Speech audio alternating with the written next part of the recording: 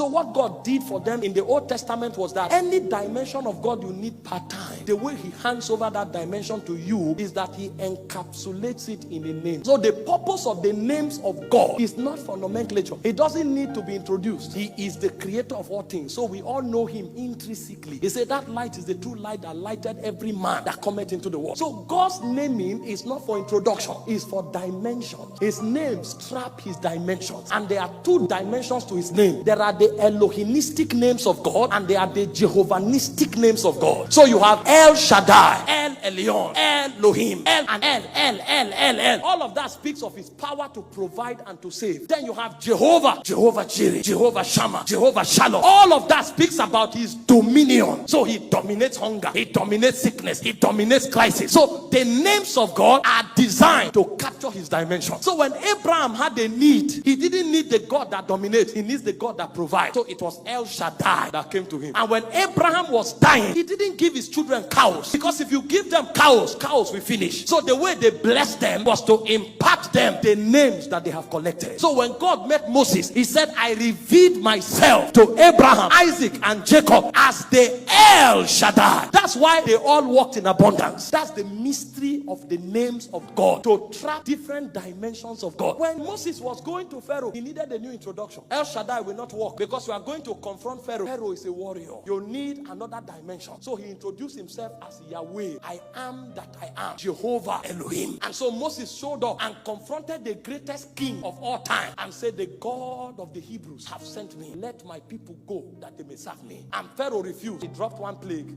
He refused. He dropped another plague. The last time Moses showed up, you know what Moses told Pharaoh? You will not see me again. That means it's an honor for you to see me, because he came in the name of the Almighty, the Sabaoth.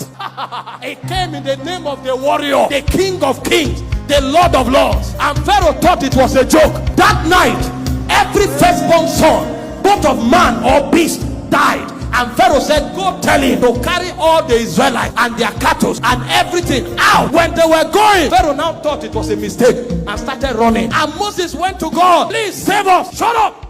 Do you know who you came in? You came in the name of the I am that I am. You are self-sufficient. Pharaoh is too small. In fact, in Exodus 7:1, he said, I have made you a god to Pharaoh. Pharaoh is not your contemporary. Pharaoh is not your enemy. Pharaoh is your servant. And all of that was because of a name, Yahweh Sabaoth. And he told Moses, face the sea, stretch your rod. And Moses stretched his rod. And suddenly, the Bible said, with a blast of his nostrils, he parted the Red Sea, and they saw the water separate, and water stood like ice block, and over 5 million men walked through the water on dry ground.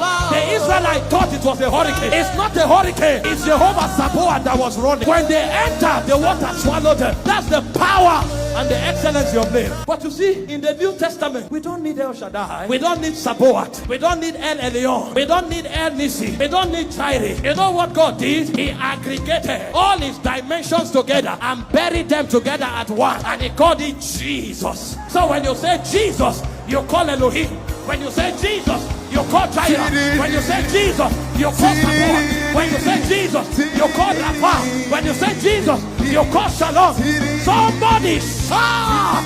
He said he pleased the Father that the fullness of the Godhead should dwell in him bodily. So when I say Jesus, poverty goes down, sickness goes down, deliverance takes place. The name of Jesus becomes the answer. And that's why the battle of the early church was the name. They won the Acts 5, 17, 18, 34, 40, 41. Never preach in that name. Because when they called Jesus, the full dimension of the invisible God manifests. When they called Jesus, healings take place. Silver and gold have I none, such as I have. And you are wondering, what do you mean by such as you have? You are pronouncing a name. The name is not a nomenclature. Is a custodian of a dimension. When I say Jesus, the possibilities of healing are released. That's what they did. They knew the foundation of that name. Every time we call Jesus, we are not trying to introduce God. Every time we call Jesus, we are trying to unlock dimensions. We unlock healing. We unlock deliverance. We unlock prosperity. We unlock power. We unlock favor. We unlock wisdom. Because Christ is the power and the wisdom of God. Thank you for watching this video. We trust you have been tremendously blessed. To get more messages by Apostle Michael Orokpo, kindly join our Telegram channel by following the link on your screen. Your life will never remain the same. God bless you.